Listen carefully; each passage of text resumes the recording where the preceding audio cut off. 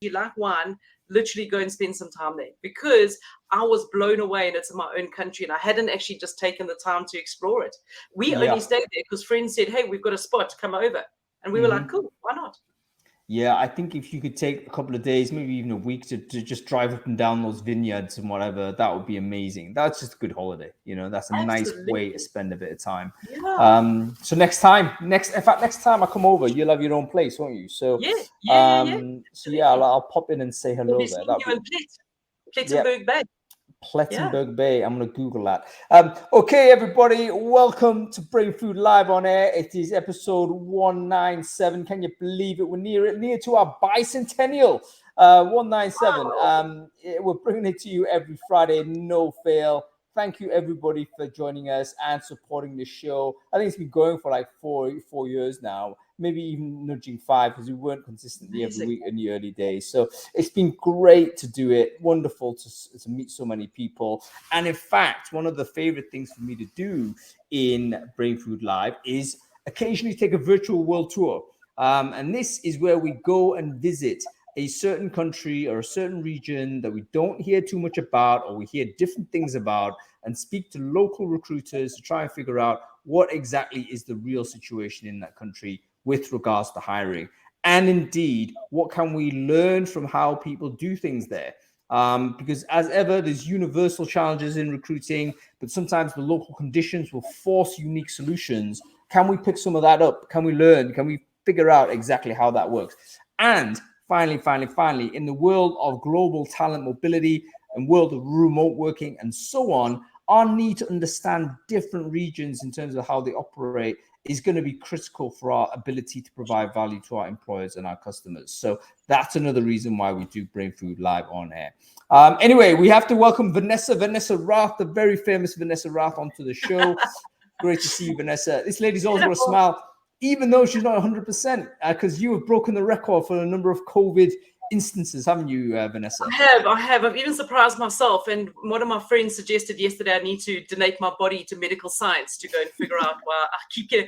I just think that I need to stop being so affectionate, because I get so excited when I see people. I've got to embrace everyone and hug them and chat. And I think that's my problem. I hugged you plenty, Vanessa.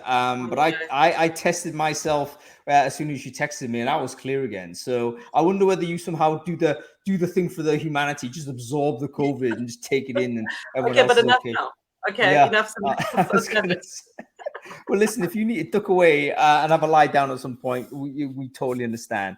Okay, folks, let's do some sound checks as usual. I want to make sure everyone here is okay. I've actually changed the camera on my setup, and I've also location as well. So just want to make sure everyone can hear and see me and Vanessa okay. If you're on Crowdcast, let me know on the chat there whether the audio and video is fine. We should be broadcasting this everywhere, on LinkedIn, on Facebook, Twitter, and all sorts. So if you're on LinkedIn in particular and you're watching it on my profile there, let me know whether you can hear me okay. Denara, I think you mentioned something there, so I suspect you can. But let me know in a comment there whether the audio and visual is fine. Okay, Jane, thank you very much. Thank you, Jonathan. Thank you, Teresa. That's all good. Looks like it's all fine. Okay, let's have a quick word to our sponsors, folks, because we cannot do this show without the support of our sponsors. Every week, a company is stepping up and saying, you know what, Hung, let's put this, let's keep this show on the road. I want to keep you here. So this week, it's actually a really significant company in the UK that's got a massive kind of interest in South Africa. It is Join Talent. Join Talent, they're a recruitment process outsourcer.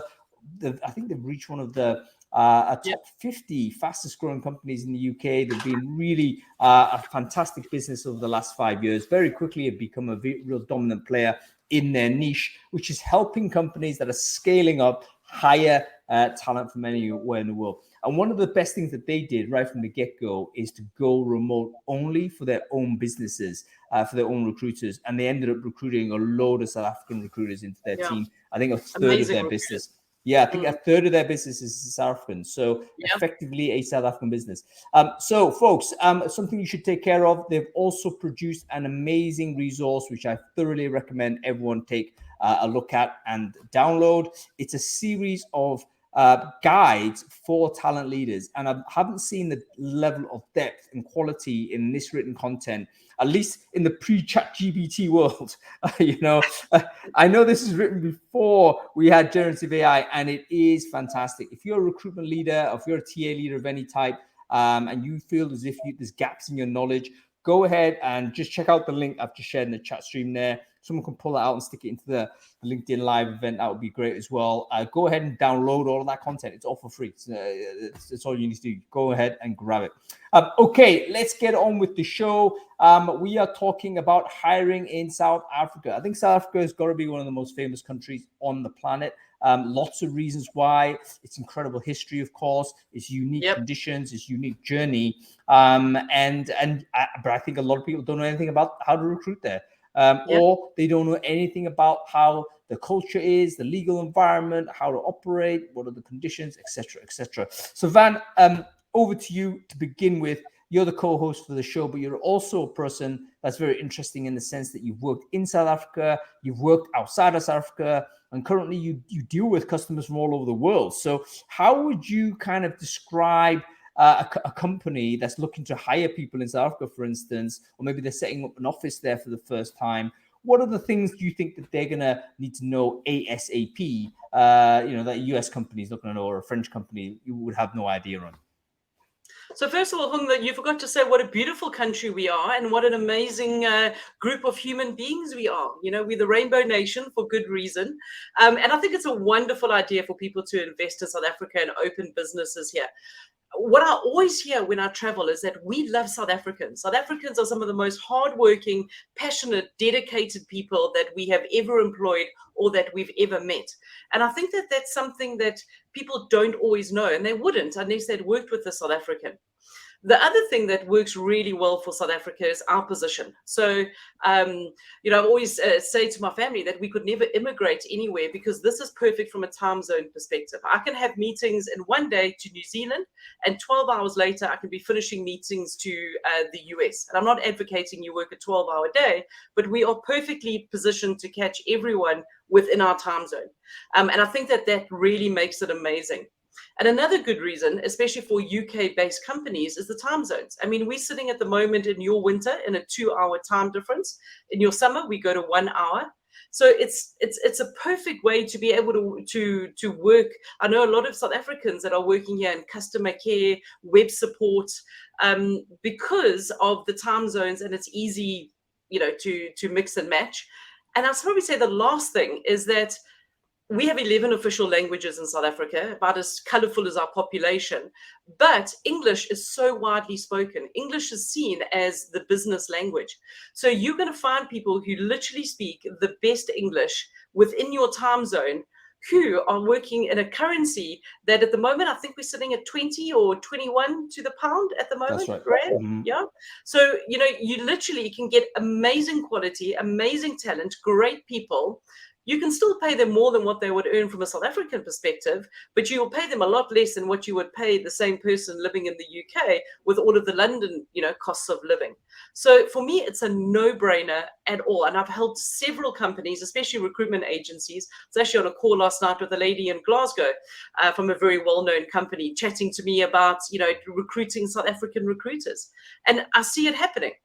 Joint Talent, prime example. They have got some of the best South African recruiters that are recruiting for them, and in turn has enabled a lot of them to move around the country. So they're not tied to having to live in Johannesburg anymore. I know a lot of the Joint Talent team are now sitting in beautiful places in and around South Africa, which is a win-win situation for both parties. You know what? The South African Tourist Board should employ Vanessa because that's like a spectacular pitch, as good a pitch I've heard for the country as I've heard actually.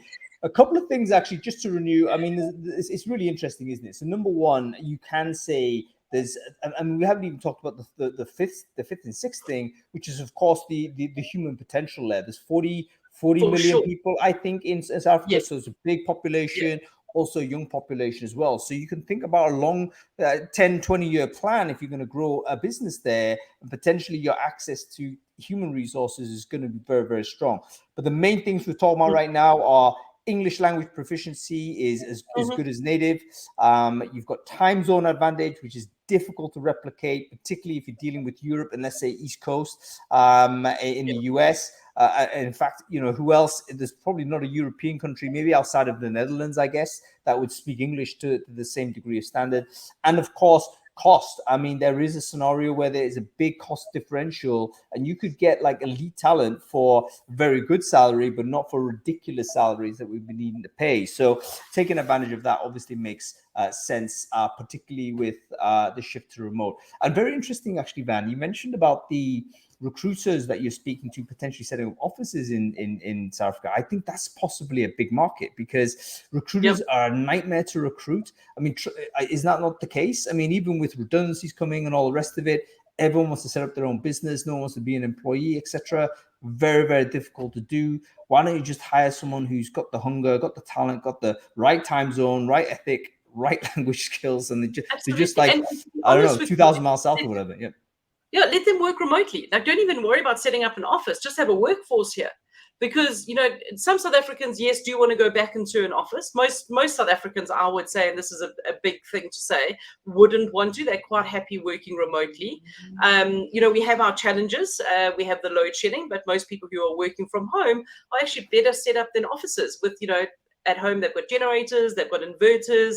So it's less disruptive for people to go and sit in traffic, especially if you're in the big cities, than to sit at home and just get on with it. And I think that that's a fantastic setup that South Africans will embrace.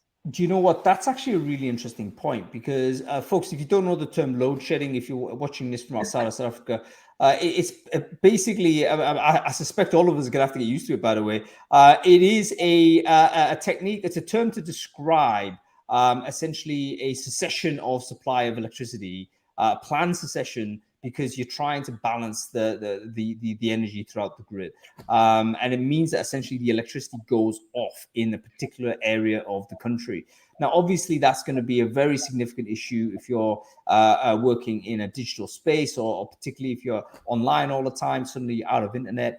You need to have a backup. And the backup is essentially either a battery or a petrol generator. Now, it seems to be that people who, as you say, Van, people who are working from home might have already improved their provisioning for these things ahead of offices and buildings, because presumably you're going to need a bigger battery to power a big building, right? So whereas in a home setup, if it's a 2-3 person thing, you don't need that big an infrastructure. So it seems that there is opportunities to do that. And load shedding was a problem. I mean, that was an example last week when I was doing a Brainfood Live from Cape Town. Obviously, I couldn't come online. Some of that was to do with load shedding. I couldn't come on, and it just like scrambled the Wi-Fi or whatever. So there are issues. But if the sort of alternative or the backup engine was there, we would have been fine. It should have been no issue. So very, very interesting indeed.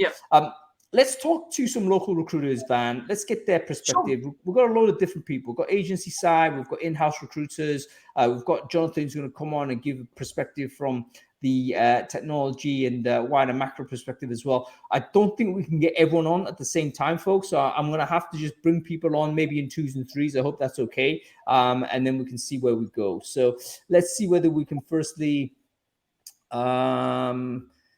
people commenting about solar. Solar is a great idea in South Africa with the beautiful weather that we have. It's definitely something we're looking into when we move. Okay, Meg, I'm going to bring you on now. Lorata, I think I see you as well. Lorato, should I say? Let's bring you on. And I think Norma's here as well. Now, Norma mentioned to me that she was actually on a mobile, so hopefully that's still going to be okay. I understand it's a holiday today, isn't it? In South Africa? No, next week Tuesday is a holiday. Yeah, we've got our Human Rights Day, which is very exciting. So I think most South Africans are taking Monday off, except for those people who forget that it's a public holiday and book international work. Do you know what? I always forget my holidays as well. Like I'm like booking things in Easter. No one cares. It's like, does no one like me? No, they've got lives to lead home. That's exactly. Anyway, we have Megan here. Megan, great to see you. And we have Lorato as well. Megan, can you quickly introduce yourself? Who are you? What it is you do? Sure, thanks. I'm Megan Petty. I've just recently started as Senior Talent Marketplace Specialist for NTT Limited. So I look after internal mobility, global mobility, and campus hiring. And before that, I headed up the TA team for Dimension Data, which is a subsidiary of NTT. Prior to that, I was part of the TA team. I've also got RPO and agency experience from before when I went internal. Fantastic stuff. And we have Lorato as well. Great to see you. You're on mute, by the way. Yeah, Lorato, can you quickly introduce yourself? Who are you? What it is you do? Hi, everyone. I'm Lorato. I am currently working at the newly founded TFG Omnichannel, which is the Bash platform. And I'm an internal recruiter there, been there for about a year. And before that, I was actually at a talent marketplace called OfferZen. I think a lot of people know of OfferZen. Yes. So tech recruitment has always been a passion of mine. And before that, I actually tried my hand out of internal recruitment into agency for a little bit at PeopleSolved until obviously COVID happened, and then the world basically flipped upside down. So at the moment, I am recruiting predominantly engineering kind of staff and people. And yeah, that's my primary focus, in addition to optimizing internal systems such as ATSs, and one of the bigger projects that I'm currently working on, which I think is a big thing, kind of going off topic here, but it's a big thing in South African hiring, in my opinion, is also campus hiring within the engineering sphere, and really just creating these incubator programs to help out people who don't actually have the level of access you would otherwise have. That's very interesting, and definitely we should talk about the tech side of it, because I think tech recruiting is obviously a big deal for everybody, and maybe there's an opportunity there for companies to speak to South Africa's talent and see how they can connect. We have Nom here. Great to get you on there, Nom. I know you're kind of sort of with the mobile here, so hopefully they'll still work okay. Can you quickly introduce yourself? Who are you? What it is you do? Hi, everyone. I hope you can all hear me okay. I'm currently working from my mobile because it's been my birthday, so I'm actually not anywhere near my laptop, but I'm one of the talent acquisition specialists at Kindred, which is a global marketing, creative, and digital agency. I've been with them for 10 years. This is my 11th year. So I actually am based in South Africa, but servicing global B2B and B2C clients. So I mainly work with the UK and South Africa, focusing mainly on permanent and contractual roles. Amazing. And Nom, I didn't actually realize it was your birthday. I'm really embarrassed to have asked you to turn up to this event on your birthday. I'm really sorry. I would have never said. But thank you so much for spending. It was on Wednesday. Okay. Wednesday, so I'm on leave. Yes. Right. Well, that makes me feel like marginally better. But happy birthday to you, and thank you so much for joining us. Thank you. Okay, let's talk about sort of the hiring. I mean, both of I think Megan and Lorato in particular, you mentioned like campus hiring. Is there a reason why that's a significant thing? Is that a big deal in South Africa? I mean, people are nodding their heads, so obviously it is. Why is it a big deal? Like, why is there an interest to recruit young people, or is there like a compliance that you need to do it? What's the driver behind companies switching towards this early entry segment? Thoughts on this, Megan? Why don't we go you first? Sure. So we as Dimension Data in the South African market, we've got two avenues that we explore. So we've got our more cream of the crop, where we look at our top talent, and they have executive exposure, their white glove service basically to get them to become our top leaders. We find that they're very hungry. They think differently to the guys who've been in the market for a long time. And then we have a relatively new channel that we do with more of our technical talent. And that is, we partner also with previously disadvantaged youth, or people who don't necessarily have access to proper university degree type of work, but it's amazing to see just what they can what the youth are able to teach themselves. Just a little bit of a YouTube video or something here, and they're able to teach themselves how to code. Dimension Data also has a program that we partner with 20 of our underprivileged schools, and that we do it's called our Saturday School program. And that's part of it's a CSR initiative, giving back to the communities. So they come in grade 10 and 11 and 12 on a Saturday, and we, make sure that we get their maths and science marks up. And then we've got additional, so we've got a Bursa program, and then we've got our graduate programs. There are points that we get as well as part of our BEE requirements. So that's kind of all with the compliance side, yeah. All right, so let's talk about this, because I'm conscious that there may be non-South Africans who are watching or listening to this. So I'm going to have to be the dumbass here and pretend, well, I am actually one of those people. But tell me about the compliance side. There is a scoring system, isn't there, for all employers in South Africa? Can all of you kind of just have let's go you, Megan, first, as you started it. But what is it and how does it work? So it's essentially a way to... maybe Van, you may be a little bit more eloquent than I am with these sort of things, but we're just uplifting. Obviously it's. Oh, I guess maybe better at explaining this. I'm sure you've done it a million times. Van, I'm going to ask you to do it for me. Let me put it this way. As I understand it, and you can correct me if I'm wrong, because it's maybe too big a topic to talk about. But is it one of these where?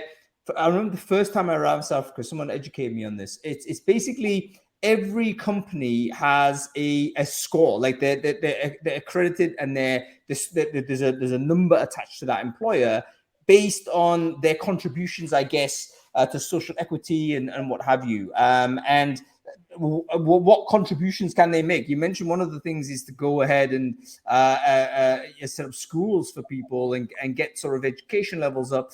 Is there a set things that they need to do, or are they what kind of things that how do I get my score up, I guess? I mean, any thoughts on this? Loratu, you got any thoughts that you can help us with?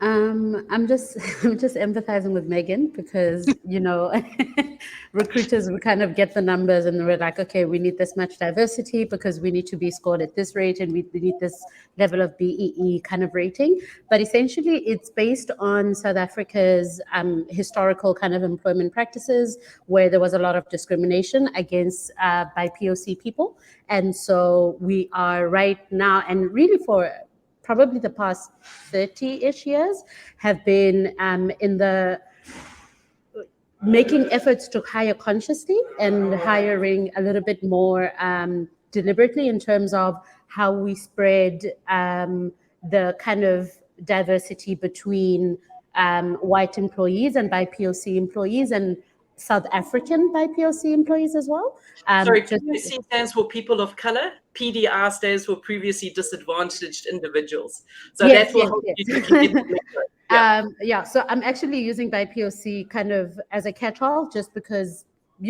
if you were of color, you were inherently previously disadvantaged in South Africa's history. And so that's kind of essentially the efforts behind hiring in diversity on one hand, but on the other hand as well, trying to allow this kind of systematic inaccessibility of the working environment to kind of collapse a little bit. And so I think that's potentially what Megan was referring to in terms of going out to like previously disadvantaged schools, local schools that may not have the kind of access. I mean, we've got, sometimes interns that don't know that being a recruiter is a job, because they only know of 3 kinds of jobs. You can be a lawyer, you can be a doctor, or, what other kind of traditional thing. And so I think it really is all about access at the end of the day, and trying to bridge the gap and being the lever in order for these guys to get the leg up that they need. Yeah, I think very, very interesting. And what's interesting also with South Africa is that this approach is kind of being thought about in different parts of the world now. Particularly in the US, where there's different states and institutions starting to say, you know what, there's some historical disadvantages for people of color, particularly the Black community? Are there things that we can do? Oh, we haven't done them. We need to actually enforce it by having more strict kind of obligations to say, actually, this needs to happen. Even in gender, I think Europe is more gender sort of focused in this way. The EU has recently rolled out legislation to say, okay, if you're a public listed business, there needs to be 40% minimum gender sort of women on the board at this date. Otherwise, penalties will ensue as a result. And I think that's coming in 2016, 17, something like this. So different parts of the world are starting to adopt these frameworks and these types of constraints in order to create a more diverse workforce and a more equitable society. But that's obviously something to think about if you are hiring in South Africa. It's not something that you can dismiss. It's a very prominent aspect of the thing. So can you give us some like broad idea as to what it needs to look like if I'm recruiting for a role in South Africa? For instance, can I take this one? Yeah, absolutely. I don't think anybody wants to touch it. So you go. Yeah. I want to just explain having, I always get asked to speak about diversity when traveling around the world, speaking at conferences. Let me explain to you what it's like in South Africa. So when you sit in front of a hiring manager and they say, go and find me a marketing manager, it's normal for them to follow up and say, and I would like to have a female of color for this role. That is completely normal for us. You talk about that in the States and people nearly fall over. But that is completely normal because people are trying to get their scorecards right. So the scorecard is in place to try and address the terrible history that we have, the less than illustrious history in South Africa of apartheid. So what we're trying to do is there's pillars that this kind of system is based on, and some of them are trying to get more females of color into leadership positions. There's a lot of campus recruiting going because the more grads you have, the more you're investing in grads, the more your levels go. And we work on an 8-level system. So we're from level 1 to level 8, level 1 being the best. And you are encouraged to do business as a business with other level 1 compliant companies. So it makes sense for the big corporates and the big enterprises to get that BEE rating correct based on their hiring. And that's why it affects us recruiters so much. So we are often told, I need you to go and find a disabled individual for this. And you're right, in the UK, it's all about gender and gender differences. Like in South Africa, it's not even a thing. We were one of the first countries to legalize gay marriage because, LGBTQ isn't a thing. We're still dealing with the issues of apartheid and race. And that's where it comes into play a lot. That's a really great explanation. Dan, you actually said something. Sorry, Hang. I just wanted to add there, just in terms of doing business, because it's also a procurement issue. So as a corporate, we've got a preferred supplier list of agencies that we partner with, and we partner with agencies who are level 1, level 2, and we typically don't drop it below level 2 because it aids our points as as a corporate. So that's where it also plays into the work that we do. Very, very interesting. Is there a resource online that we can have a look at for other people? Because I've already seen people say in the chat, yeah, let's have a look at it. If there is something. The problem with that is, and as you can see, you got two lovely ladies on this panel who battle to articulate what it is because it changes frequently. It's very complex. It's very difficult to sum up and send anyone to it. As I say, I know from previous experience, I have to stand up and talk about it internationally. It's difficult. So I wouldn't say there's one resource, but I would encourage anyone who needs any greater explanation to reach out to any of us, and we'll try and explain it to you as the best we can. Yeah, very, very interesting. And of course, there's some more complexity attached to this, isn't it? So I'm thinking, okay, let's say I set up a company in South Africa. I guess I'm starting from 8, right? I mean, like literally, I'm at that. Your starting point is 8. So Megan, you might be exempt because you're an international company. We've dealt with a couple of agencies who are headquartered out of the UK, who can apply for BE exemption. And then we would treat that they would, for corporate, that would work as. I'm a straight level 4 because I own my own business. I haven't recruited anyone into my business. And as a white female, where my good friend Lorato, same situation as me, is an immediate level 1, as she is a solopreneur, but she's a Black female, and that goes straight to a level 1 rating. Right. Wow. That's really interesting. Like I say, a lot of this is going to be very alien to people outside of the local conditions. This is part of the reason why we do the world tour, because it's important for us to just explore how it works. For instance, a lot of the things you're talking about here would not be illegal, let's say in France, where they can't actually even pick up ethnic identity information. The way in which they're trying to deal with equity is to just simply reduce the amount of information that's available so that you can do it in an anonymized way. Whereas in South Africa, that's not the case. Actually, I guess candidates then, are they ethnically identified on a CV? What does it look like? It's also, one of the ways that we're trying to help, combat the previous, our history. I've had a situation where my HR business partner says to me, if we've got two candidates who are neck and neck, but the one may be slightly higher, but option B is an African female, the African female will get the job. Yeah, so right away. So because they would continue to be disadvantaged if we anonymized everything, because they haven't had access to the education, to the networks, to all of the things that their white counterparts have had.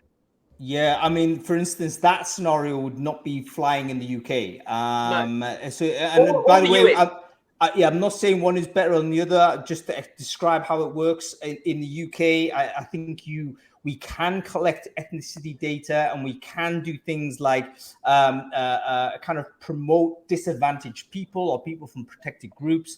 We can push and promote them further forward. But at the end of the day, the ideology is to say, look, we have to hire best person for job, and that's the assessment. So what I like about this is that in terms of the global perspective is that there's lots of different techniques to try and address a more equitable way of doing it. And we need to explore all of these, because I'm sure we can learn from each other in terms of what is effective or what isn't. Now, in terms of sort of how this works, one of the things I want to talk about, and Nom, maybe you can chime in on this. How do I know as a recruiter what the ethnicity of the candidate is? Is that like just literally something? I mean, Malaysia has that. They have an ethnic category. You are Malaysian Chinese. That's literally in your ID. Is that how it works in South Africa? Or do I need to, create an application form and ask the question? How do I know, for instance, my pipeline has enough people in order for me to recruit effectively and also to achieve my compliance? Was that to me? I feel like I've been just talking a lot. No, that was to Nom. Thank you for that question, Hang. So, Nom, did you hear the question? Okay, thank you for that. So it's actually easier because, yes, I did. Can you hear me okay? Yep. Can you hear me okay? Yes. Okay, amazing. So thank you for that question. So what I've realized is that, so I'm going to talk to Kindred. Like in our case, we've got an ATS whereby when a candidate applies, they either have to answer that question related to their ethnicity. And then there's been cases whereby some avoid that question. So in that case, you have to either use your judgment. For instance, in my case, I know this surname, obviously, it belongs to this race, or it's easy to even ask the candidate during the interview process, but it has to be in a way that it doesn't indicate that you're trying to discriminate them, if I can put it that way. Because I remember there was a time when I was recruiting for a role and it had to be specific. Like I had to find a candidate who's EE. So I had a great candidate, but now looking at them, I thought, oh my word, she's definitely white. So now I had to ask her in a nice way to say, look, this role is great for you, but I don't think you fit the role. So she was like, no, I'm colored. So it's actually easy if you've got that great relationship with the candidate, you can easily ask them. Or on the ATS system, there is a way in which you can track in terms of their ethnicity as well, should they choose to, answer that question. All right, this is crazy, right? Because the reason why it's crazy, because I recently had an argument online. That's like we might as well go there. basically there was this person arguing about being able to transition from one ethnic category to another. I forget what the particular case was.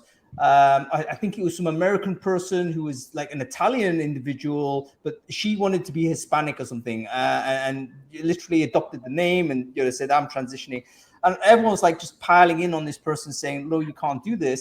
And then I was thinking, like, why not? I mean, basically, ethnic categories are actually socially constructed, more so, in fact, than let's say gender, which has a stronger case, I think, to say, you know what, here are clear categories. But if we're saying you can kind of move into different sort of categories, this seems to be the future, then perhaps we're going to have like the system that South Africa set up might actually be under pressure, because what we're saying there is that actually your ethnic identity is fixed. Now, if you go back into history in terms of how people move through ethnic categories, we've seen lots of evidence of people do this, usually to escape persecution, actually. If you think the classic example is probably the Jewish example, moving to different parts of the world, they Anglicanize their name, they change it locally, and they try and pass through, and then eventually they escape persecution through that type of assimilation. So I think it's going to happen. I think transracialism will become a DE&I issue, even though right now it's still at the let's laugh at people stage. But remember, 10 years or so ago, even 15 years or so ago, transgenderism was not a thing. It was also considered to be, what are you talking about? This must be, it was even an article of comedy. So yeah, this is going to be interesting where we're going to go with this. Lerato, go ahead. Just to provide some context. So companies, especially the more kind of traditional, older, publicly traded, like people that have existed for forever, basically. So we're talking banks and like long-standing retailers, brick and mortar and so on. They get not only financial rebates from hiring within a certain quota in terms of redressing the specifically racial discrimination, because it doesn't fall under any other category besides the racial discrimination was inherently based on, or rather the racial discrimination was inherently kind of attributed a previously disadvantaged person. South Africa's democracy is not that old. And so this is something that companies will have a quota for, and then will specifically assign positions depending on the levels. I think Megan touched on this, and someone in the chat as well, that this is an EE position. So this is an employment equity targeted position, because we've got enough diversity at this level, at that level, but zero at EXCO level. And that could be so that could be, racial, but employment equity specifically also refers to gender. So in the context where we're talking about like the affirmative action kind of efforts within South Africa to identify somebody's race and give them a leg up. When you talk employment equity, we're starting to talk about specifically labor law constructed policies that prevented certain subsets of people from getting certain types of jobs. And so then we will delegate, like Megan said, a position with my HR history, but that's long gone because I'm now a recruiter. Like Megan said, we sit in front of a hiring manager and they say, I want a marketing manager and it needs to be a Black female. That, from an HR perspective, we have gotten a quota from a CETA, which are establishments that require these quotas to be met. And then we have to earmark these positions as employment equity positions. And at the end of the financial year, we have to report back on, did we in fact hire this diversity into these positions? And did we meet the kind of, I don't know if it's social, moral, but I think it is a social requirement. I'm not too clear on that, but yes, that's essentially what like hiring for an EE candidate kind of comes from. The recruiter doesn't necessarily make that decision. For instance, Bash is fairly new, so we are 2 years old now. We do not yet have EE requirements built into our positions. So the hiring diversity is more kind of altruistic of an effort from us recruiters, which I guess it helps that we're both Black females, myself and the other recruiter. Whereas in longer standing businesses, there are actual requirements that are set out at the beginning, and positions have to be earmarked for that diversity hiring. Yeah, I really appreciate that interjection, Lorato, because what you're saying is that basically you can create and actually identify certain roles that are essentially there to create that equity. I think you call it EE, is that right?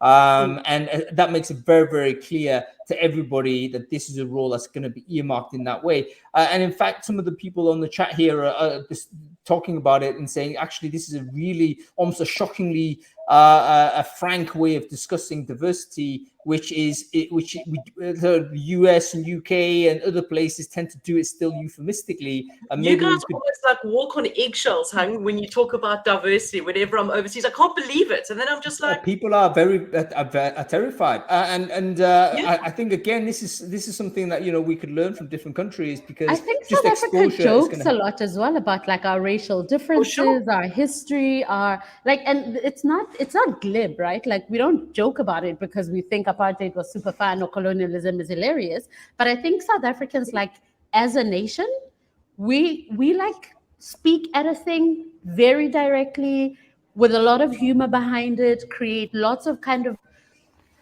safer spaces. I don't know what the environment is like in foreign countries. I've never recruited for or in those countries, but it kind of creates a safer space to just have the conversation. It's there. To just be who you are. Bring your whole self to work. And just bring your whole self. And if it is something that needs to be questioned, yes, it gets incredibly uncomfortable when I'm trying to recruit an engineer, but I have to turn down the other guy because the Black guy has slightly less experience, but this is an employment equity position, so I have to go with him. And some candidates can be confrontational about it, but we're a direct nation. We speak at the thing, and I think that's what's potentially helped us in recruitment to outright, just like Norm was saying, ascertain, are you white or are you colored? Because I can't tell from your picture or your name. And it's not an offensive question. No, but I think you raised an important point there, Lorato. Sorry, Hanga, just very quickly. You do still have to be very careful that you're not discriminating. Because, even though we have these legal requirements, you can still be discriminating against the white guy.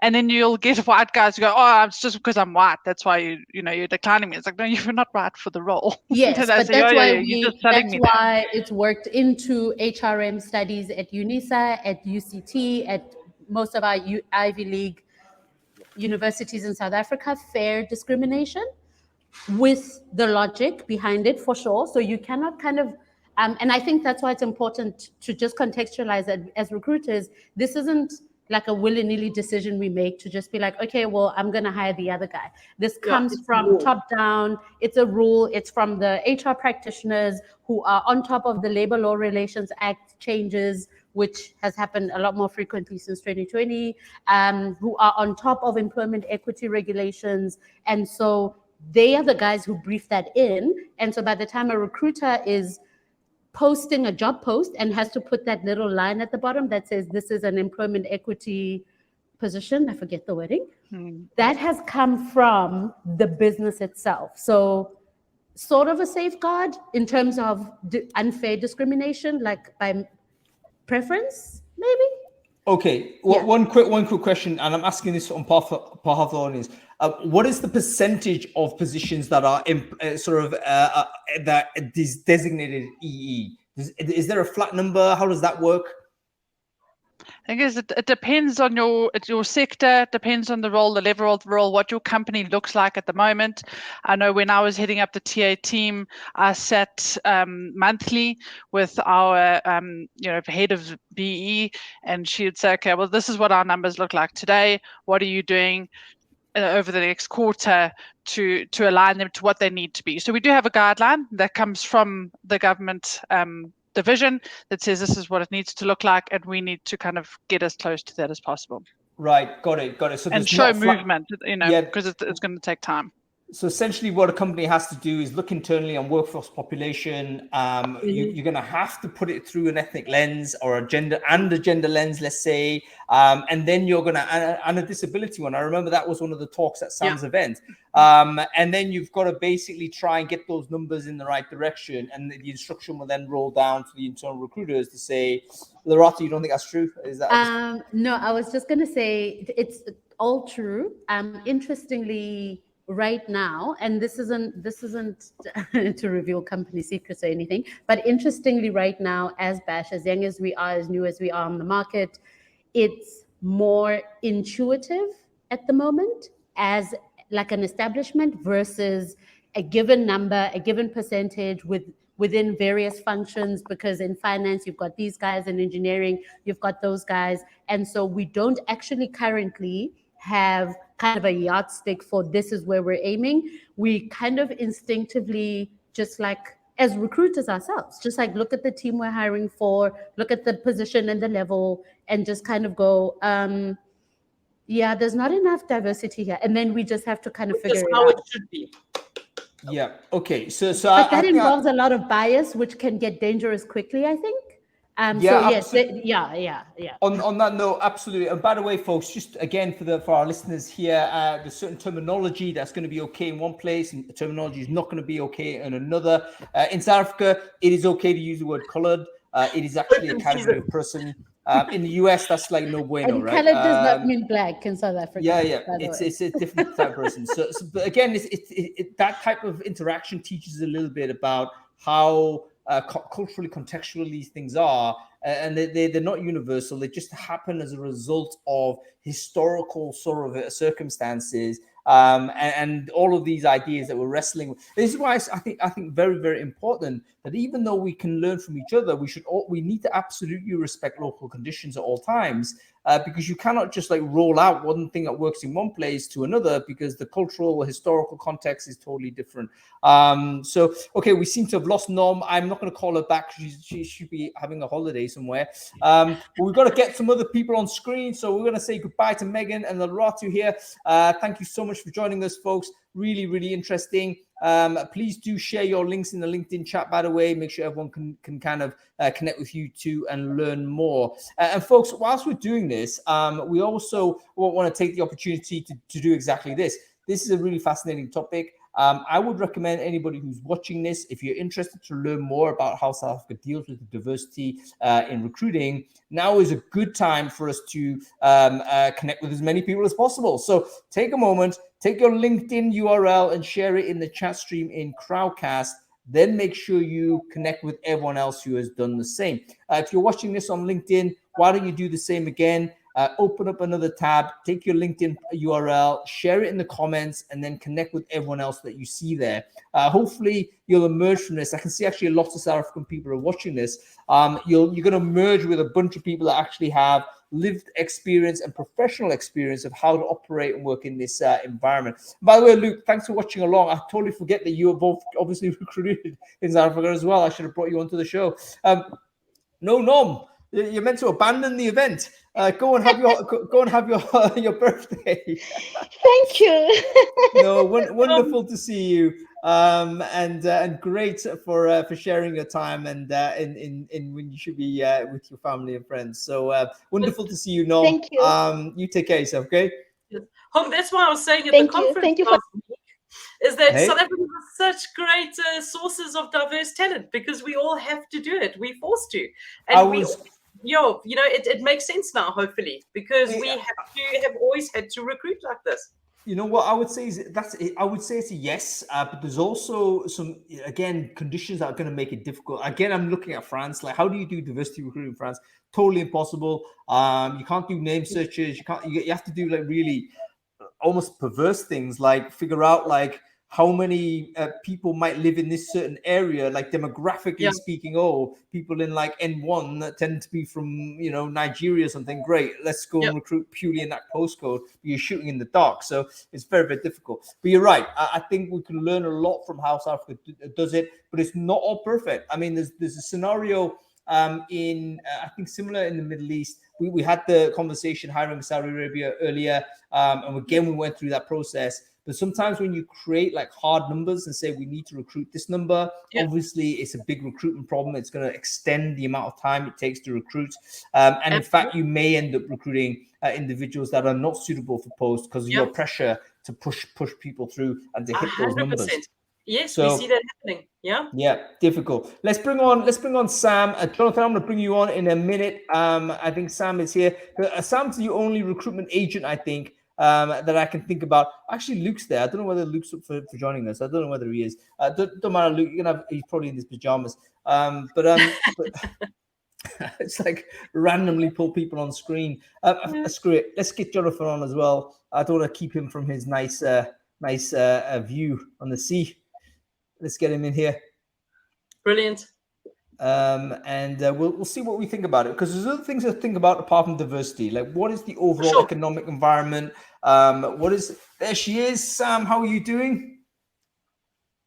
Sam, you're muted, my dear. The first time ever we can't hear Sam. Sure. I can't even hear her from Joburg, so that's quite something. How's it, guys? There's Jonathan. Great to see you, Jonathan. Sam, do you want to unmute? Sam, just check your headphones. Yeah, we're still off. Jonathan, why don't you introduce yourself? Who are you? What it is you do? All right, Jonathan Koch. Been in the recruitment game for about 24 years or so. Yes, Sam, we can hear you now. Go ahead, Jonathan. And worked up from recruitment agencies into corporate for a while, and now involved with a number of tech startups in the recruitment space. Fantastic stuff. Great to see you, Jonathan. And Sam, I think we can hear you okay now. So would you like to introduce yourself? Who are you? What it is you do? Sure. I'm Sam. I'm going to start off by saying I do Recruiters Unite, where we've actually just announced we're going to do it next year again, which is super exciting. Yeah. And I specialize in global tech recruitment. Fantastic stuff. Sam, if you've got the link, if people can do an early bird, share it in the link in the chat stream there. People might as well partake in that. The reason why I was in Cape Town, by the way, these last few days was because I was invited by Sam to the event to give a talk. So fantastic to see events happening in Cape Town. Wonderful to meet so many people. And I believe that those in-person events will become even more important in this kind of generative AI world that is kind of going to completely wash over all of us. I think the one thing that's always going to be different is our ability to interact with human beings. We're never going to want to not do that, apart from, I guess you might have a situation where you're a misanthrope, sometimes I kind of slide into that myself. But, most people would generally like to connect and hang out. So wonderful to see that back for another year. Okay, let's talk about the wider economic environment. We've talked initially Van was talking about, what all the competitive advantages South Africa has. We've had Norm and Lorata and Megan on talking about we ended up talking more about the D&I aspect, even though that wasn't the intent. But what about the macroeconomic conditions? What are you seeing in South Africa? How does it all look to you? Let's not be afraid to say the reality of it. How do you read it? Sam, why don't we go to you first? You're an agent, so I think you can learn a lot from how agents see jobs coming through. There's almost like an antennae into the marketplace there. How are you reading things for 2023? I think it's tough, really tough. 2018 was a rough year, and I think we're going to have another one. A lot of, because we've got our network, and I'm friends with a lot of agency owners as well. And a lot of them are saying that this is the worst start that they've had in years. So I think we are in a rough wave. And also what happens in America comes to us normally 3 to 4 months later. And can I swear? And the shit hasn't hit the fan in the States. I would say yes, I could scrub it, but I can't actually control what people say. Yeah, it's gone out there now. But never mind. Haven't been banned yet. Okay. So I think we need to buckle in. I think we're in for a rough year. That's very interesting, because only 12 months or so ago, everyone was hitting record numbers, weren't they? I think in 2022, years are all gone, but everyone walked out of 2022 with record we've never built so much or whatever. It was crazy. Or was it even 2021? I don't even remember when it was. But we certainly had that long period where we're knocking it out, but it looks like the wheels have fallen off on a global level, and everyone is talking about cost of living crisis. We have bank failures in the US, just a seepage of confidence out there, and I guess South Africa is feeling that in this regard as well. Jonathan, going to you, what's your perspective as an entrepreneur? Like, it's your responsibility to kind of be aware of this, isn't it? So how are you seeing the wider economic environment for South Africa right now? Sure. From a South African perspective, obviously inflation is a big problem, and I think inflation is a big problem everywhere else in the world. But our food inflation, for instance, has been steady at about 20% for the last 5 years, year on year. So every year we see an increase of about 20%. And that's something that we've kind of adjusted to. And I think the rest of the world is probably going to have to go through a process where they start adjusting to what that actually feels like. What is the theory behind this? Do you have a theory as to why it's like consistently increased in this way? Yeah, you see, so our government, in my opinion, I'd like to just state that, in my opinion, has made some really bad decisions. And they have run state-owned enterprises into the ground, and they have created opportunities for people to invest in other countries, and not in South Africa. So you have a number of global players that have been sitting on the sidelines wanting to invest in South Africa, and they just don't feel that their money is safe here. And as a result, we've gone from an environment 13 years ago where the dollar to the rand was sitting at 6 rand to the dollar. It's now sitting at close to 20 rand to the dollar. So you're basically having the depreciation of our currency at a rapid rate. And that's forcing inflation. And the reality of the matter is that grains and fuel is all bought in US dollars. And that has a negative impact on the growth of the country. We have pretty much not grown at all. If you look at it over the last 14 years, 15 years since the last financial crisis, there's pretty much been zero growth in this country. And unfortunately, we have a growing population. It's fortunate and unfortunate at the same time, a growing population of people that are well educated that can't find work. So that's one of the sad things. So I actually encourage, at this point in time, the brain drain that we're seeing. I don't like to say that because I think it's sad, but the reality of the matter is that people need to be able to feed themselves and their families. So if you've got young guys with degrees and honors degrees, I was approached the other day with a guy that's got a master's degree, and he has not been able to find work at all with a master's degree.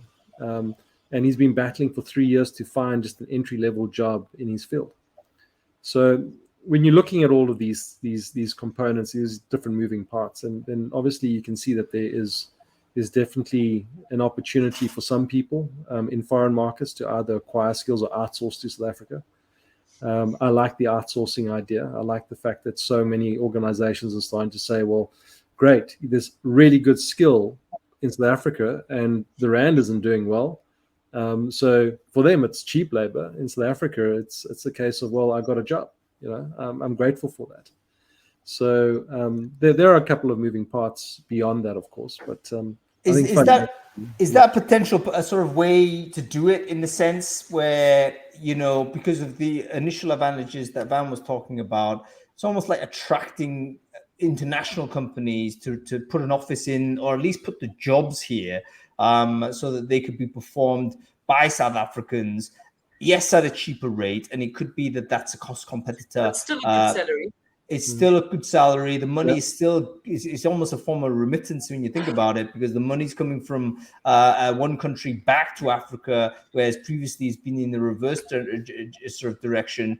The alternative, of course, is the migration out, which, of course, we've seen sort of a great deal of. I mean, most of the South Africans, of course, people encounter are indeed individuals that have left.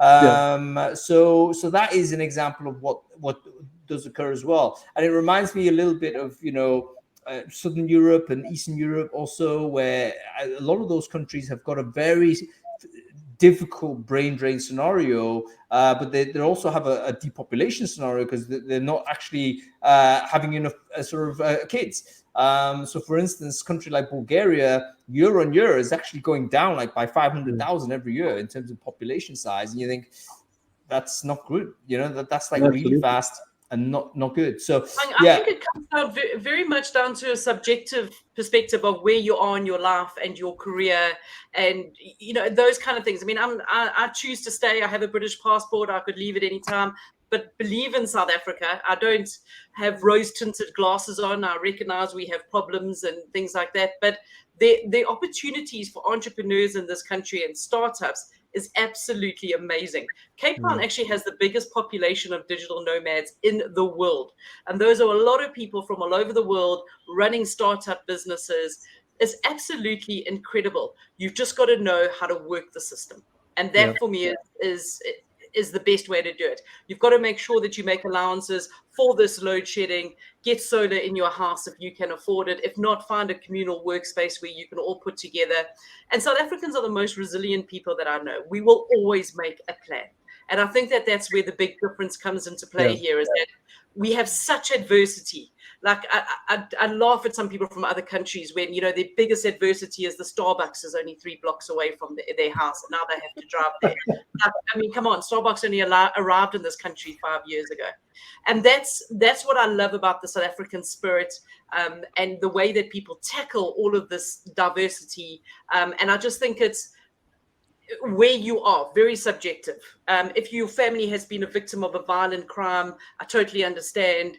It really is something that you can't have a blanket approach to every South African. Yeah, I like the explanation that Vanessa gives there. I think from an opportunities perspective, there's a lot of opportunity here, simply because we've got a highly skilled labor force that is to a large degree unemployed. If you look, and actually at Sam's conference, I spoke about this. If you look at our workable population, we've got 40 million people in the country that possibly could be working. There's only 15 million people that are working. And you have the universities churning out massive amounts of degreed potential candidates for various jobs, and they're just not finding work. So the opportunity to leverage off that is great. If you look at the Western world right now, whether it be the States, the UK, there's a shortage of labor. And we've got an abundance of it. So there's definitely an opportunity there from that standpoint. For sure. I think that the more that people realize that, the better it will become for a larger group of people in South Africa, provided, of course, that there isn't a drain in other sectors as a result of bad government decisions. Yeah, well, I mean, the kind of outline that you've laid out there suggests to me very much that the joint talent model might be the way, where you have a remote only business in a different country, can't find the local labor, would love to bring people over, but immigration is obviously difficult as well. I mean, you look at, even though sort of countries sort of like to say, yeah, we're immigration friendly, very few countries really are. They will put big barriers in the way. So it might be more simple for a business owner to think, I'm going to set up an office, or at least a location in South Africa, and hire local people there and then deliver the service. So maybe that's the thing. Sam, I wonder whether you've had that type of requirement coming at you. I mean, do you get international customers with that type of requisition? Loads. And I think that's predominantly my recruitment, is companies in the States hiring South Africans, and they don't even mind working South African hours because there is an overlap. And because South Africans are so independent and have that entrepreneurial spirit, we don't need to be micromanaged. So I've seen that. I mean, that really boosted last year, but that's what's continuously growing now. That's very interesting. It seems to me that what needs to happen, because it'll be a discovery problem for those companies, right? So a US company or a UK company, French company, whatever it is, they may have the idea, oh, I'm going to, do something in South Africa. They'll have no clue. They would not know how to do it unless they had some local connection. Yeah. So there probably is something that could be done even systematically to say, destination brand, if you like, the country, and say, look, there's opportunity to hire great people here. And when you're working in a big organization, international company, I think your confidence increases as well. Your learning will increase, your network will increase. That should be a future entrepreneur, a future business owner, let's say, another person that might start something in the country, and then start and hire in the same place as well. So very, very interesting. Okay, we have to, we're running out of time, folks. So sorry for Jonathan and Sam that you only got a little bit of time. But before we kind of let you go, what kind of bit of advice would you have for a company that was thinking of hiring somebody in South Africa or putting an office up here? What kind of sort of advice would you give to that person? Why don't we go with you firstly, Jonathan? I think the only advice I'd really give is just do it. It's you're ending up with a situation where your cost of hire is so much lower than it is anywhere else in the world. It's probably half the price, more or less. So you really have a golden opportunity there to reduce your overall cost, especially if you're a startup, and you're able to hire world-class skill.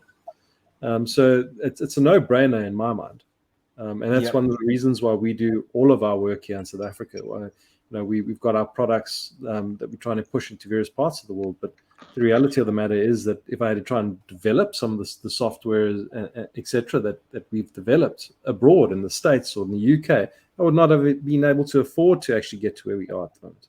Yeah. So I think that's an important point. There are obviously rules and regulations, etc., that govern investment, but it doesn't need to necessarily be an investment. It could be just an employee working abroad. So there are ways of making it feasible.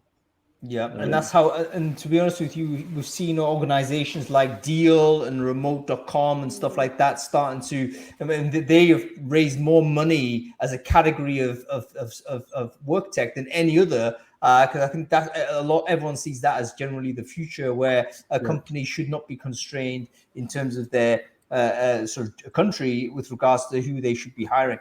Okay, Sam, how about you? A bit of advice for a business that can't hire people, looking to hire somebody, and why should they hire South Africa? Well, what should they do? Yeah, super quick. South African companies' recruitment process really suck. They haven't upgraded. It's long, it's tedious, the feedback's awful. And what I've found is people in the States, they have really nailed it. So when they come to South Africa, they automatically win over our candidates with their awesome process. So if you want to continuously hire successful here, just make sure that your process is fantastic and world-class. So that is even another good sort of reason to do it. It could be that your existing processes are actually very, very suited to the candidate mentality in South Africa, and actually very, very welcome, maybe even an upgrade. So, you might even win the candidate engagement, candidate experience side of it. Okay, fantastic stuff. Van, I've got to leave it to you. Final word. What would you say to outsiders who, thinking about maybe hiring someone in South Africa? I completely echo what the other two, Jonathan and Sam, have said, is just don't even think about it, just do it. For me, it's a complete and utter no-brainer. I've seen it work before. There are many successful companies out there powered by South Africans. I mean, what developer doesn't want to sit in beautiful South Africa, coding in their underpants, never having to go into an office? I mean, just do it. Leave the people here so that they can bring your nice foreign exchange salaries into the country. They can help to boost our economy. It's a win-win for everyone. And if you want to know more, just shout. I'm happy to chat. We all know that Jonathan is in his underpants right now. I mean, there's very, very clear cameras, like fixed position, very clear. That don't get up. How did you guys know? I don't want any proof of this. And Sam, we already know sort of what your situation is there. So, all right, listen. Thank you very much, everybody. Thanks to all our guests. It's awesome. Thank you very much for spending time with us. We're going to be doing more of these world tours. Every place I'm going to go, I'm going to try and speak to local recruiters. I hope you understand why I'm doing it. It's important we learn from everybody else. Important we hear from local people before we kind of listen to what the media is telling us about a particular country. I have found that that's usually inaccurate. You got to speak to the individuals on the ground and figure it out from there. All right. So thank you very much, Sam. Thank you very much, Jonathan. Thank you very much, Van. Great to see you guys. I'll hopefully see you soon. See you next week. Cheers. Cool. Wasn't that great, folks? Very educational indeed. I hope you enjoyed that. That was a great conversation. We'll be back next week, of course. It's going to be Friday as ever. We are going to be talking about neurodiversity. In fact, we're going to be talking about the mental health challenges of being a neurodivergent recruiter.